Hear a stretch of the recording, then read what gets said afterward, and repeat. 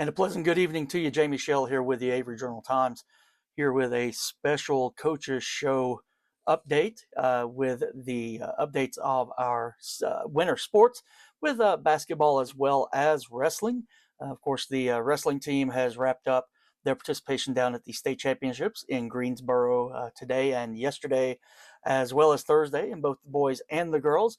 We are thrilled to report that we do have a state champion, and it is Lily Flores, the senior female wrestler for the Lady Vikings. Came away with a state championship in the 138-pound class in Greensboro. We congratulate Lily. She's the first female wrestling state champion in school history, so that's definitely a milestone and a benchmark to be proud of. Lily defeated Jayla Van of East Carteret in her quarterfinal match, did it by pinfall in 1 minute and 4 seconds. And then in the semifinals, she won a 3-0 decision over Mariah Antis of Bradford Prep. And then in the finals, she upended Destiny Fidel of East Rutherford by an 8-3 decision to capture the state championship at 138 pounds. We congratulate Lily on that achievement. We did have a couple of other wrestlers out of the 4 boys that went to the states that did place in the tournament. At 113 pounds, Alejandro Ical placed 3rd overall. He won his first match by tech fall, but fell by a major decision in the championship semifinals. Bounced back in the consolation semis to win by fall over Bradford Prep's Dean Huffstetler. And then in the 3rd place match, defeated Alan Tebelan of Northeast Carolina Prep by a 12-2 major decision. So Alejandro, the senior, brings a 3rd place bronze medal, if you will, at 113 pounds back to Avery County. And Maverick Mora at 215 pounds in a very stacked tournament there at the 1A, 2A level, was able to bring home 4th place in the state tournament. In the championship quarterfinals, he lost by tech fall in his first match to Siler Hall, but he bounced back in the wrestlebacks in the consolation round. In the first round of consolations, won by 4-2 decision over Christian Keller of Robbinsville. And then in the consolation semis, even though he was trailing in the match, he roared back to win, defeating Aiden Gesford by fall in just about a minute time. So it happened in the first period there, after trailing 5-4, able to get a victory by fall to advance to the 3rd place match. Unfortunately, he faced Hall again from Pamlico County in a rematch and was not able to come away victorious, but still was able to bring home 4th place. So to place in the state tournament is always something to brag about. The champion in that classification is a name that we know pretty well in Avery County, Cale Dunn. Cale won his 4th state championship, won in that 215-pound weight class, representing South Davidson Middle and High School. So congratulations to Cale as well. And again, congratulations to our other performers there at the event. We had Connor Brewer wrestling in the heavyweight classification, and also had John Pritz, a freshman, wrestling at 106 pounds. Kenneth had to forfeit a couple of matches. We believe there was a medical forfeit issue there. I think there was a medical issue. So again, just hard luck there. But we wish all those wrestlers congratulations on getting to the state tournament and for winning and getting places for those who did so. We do congratulate them. Also want to mention the other reason I wanted to come on here was with also our basketball teams. Again, I want to quickly thank our sponsors for being able to bring these videos to you. Again, we appreciate Big Mike's Coffee Shop located on Pinola Street. We also thank Johnson Staging Entertainment and everything that Kenny Johnson and his crew does. They do staging for various concerts, various events throughout the county, region, and state. And we just appreciate their support of Viking athletics. Again, we look at basketball for the Lady Vikings and the Vikings. Of course, not the necessary results that they wanted in our conference tournament this past week. Of course, the Lady Vikings fell in the semifinals to Mountain Heritage, while our Viking varsity boys fell to Owen in the opening round of the Western Highlands Conference tournament this past week. Lady Vikings, will say, were battling a lot of adversity, a lot of illness. They had injuries, playing without the services of Caroline Hollifield in that matchup, playing with a very sick Hallie Johnson that was feeling under the weather, a couple of other ladies several ladies that had the flu over the course of the week. So Avery was really battling some illness as well in that matchup, going to take on Mountain Heritage.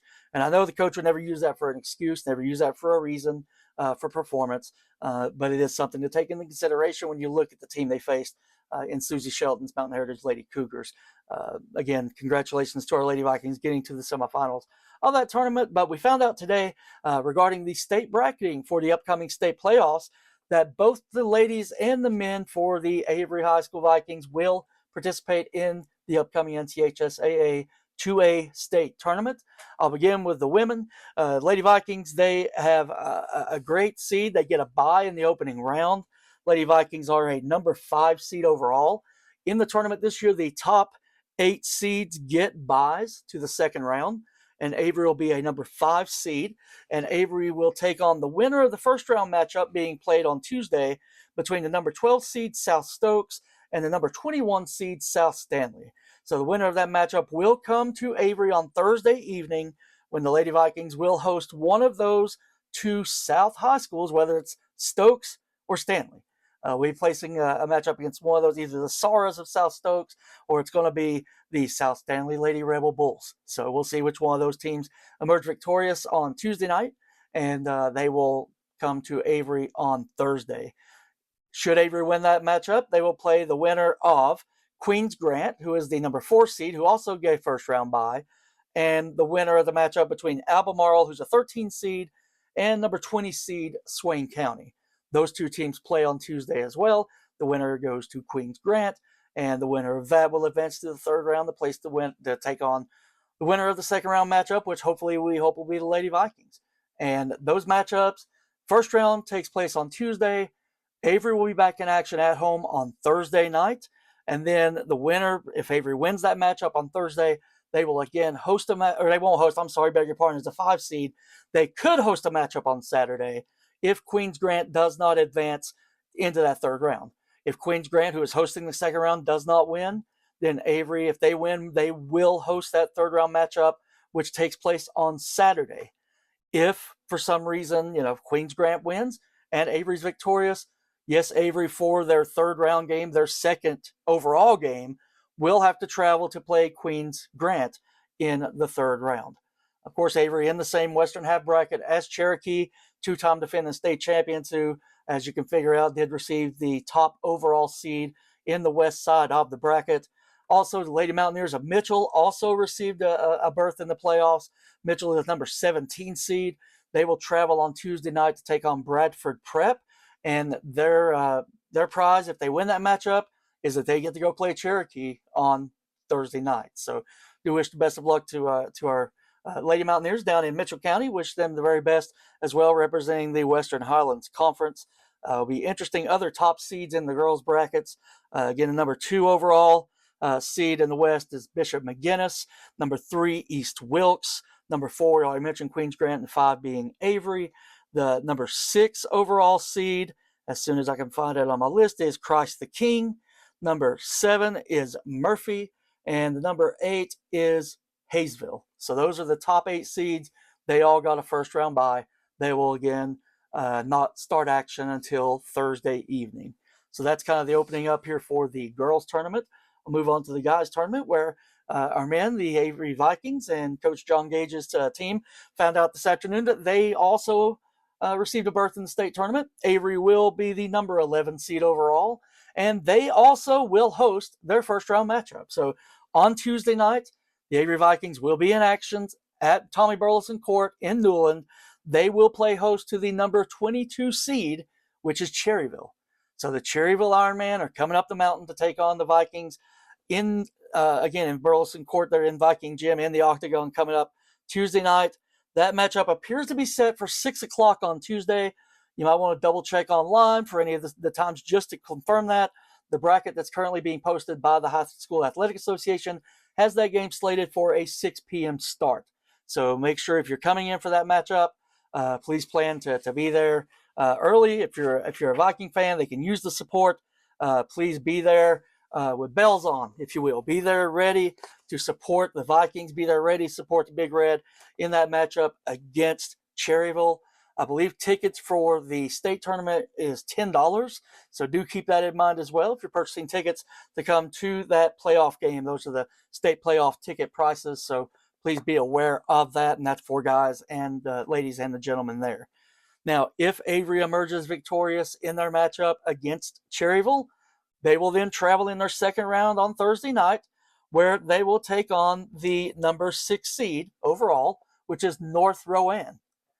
If the name North Rowan rings a bell, it probably should, especially this season. Avery's football team played at North Rowan to open the state football playoffs. The Avery wrestling team just last weekend traveled to North Rowan for the regional wrestling tournament. So should Avery defeat Cherryville, that'll make the third Avery sport that has to go to North Rowan here in this school year for any kind of postseason play. So if Avery can pull away and get the victory against Cherryville, they will go to North Rowan, to the town of Spencer, to take on the Cavaliers of North Rowan in their gym. Again, that's in the second round. Right now, of course, you play one game at a time, and Avery will be taking on Cherryville on Tuesday night. We'll quickly give you the top brackets, or the top seeds, I should say. Here are the top 8 in the western half of the 2A bracket. Again, Queens Grant, we mentioned them as the number 4 seed in the girls. They are the top seed in the men's Western Regional. They received a bye, as does the number 2 seed Murphy.